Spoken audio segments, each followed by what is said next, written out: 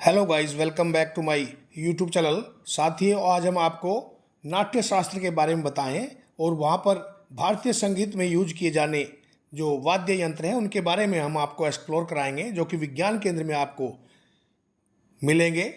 प्राचीन काल के मंदिरों के कलाचित्र एवं मूर्तियाँ यह दर्शाते हैं कि प्राचीन भारतीय संगीतज्ञ लगभग उसी प्रकार के वाद्य यंत्रों का इस्तेमाल करते थे जो कि आज भी प्रचलन में है।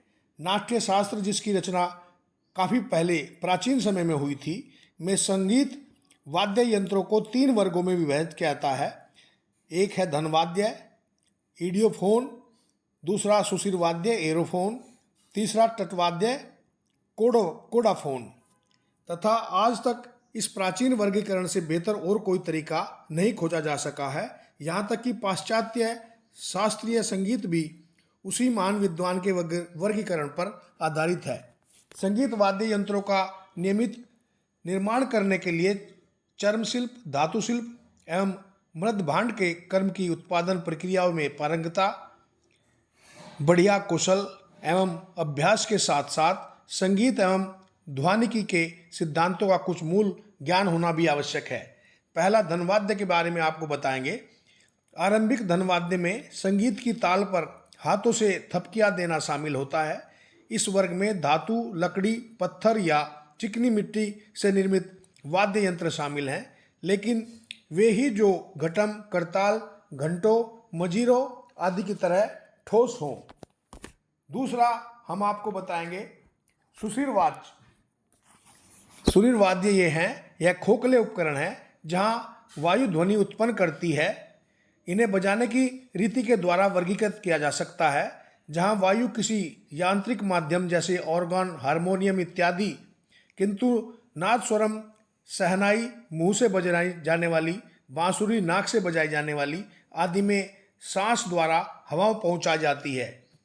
अब हम आपको बताएंगे तीसरी कड़ी में तटवाद्य, जो कोडोफोन के नाम से जाना जाता है।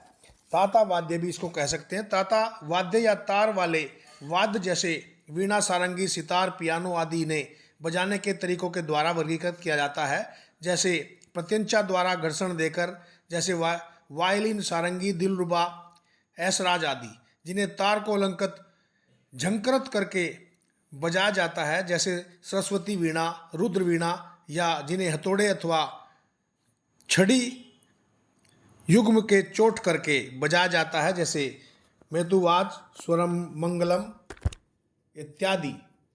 अब अवधवाद के बारे में बताएंगे। तालवाद ईडियोफोन के ही रूप हैं, जिन्हें बजाने के तरीकों के आधार पर इन्हें आगे भी वर्गीकृत किया जा सकता है। जिसे हाथ से बजाया जाता है जैसे मृदंगम, जिसे डंडियों की मदद से बजाया जाता है जैसे कि नगाड़ा, जिसे आंशिक तौर पर हाथ से और बाकी डंडियाँ छड़ी से बजाया जाता है जैसे कि ताविल, जिसे हिलाकर बजाया जाने वाला जैसे कि डमरू, जहाँ तक कि एक तरफ चोट की जाती है और दूसरी तरफ सहलाया जाता है जैसे कि पेरुमल, मेदु ढोल।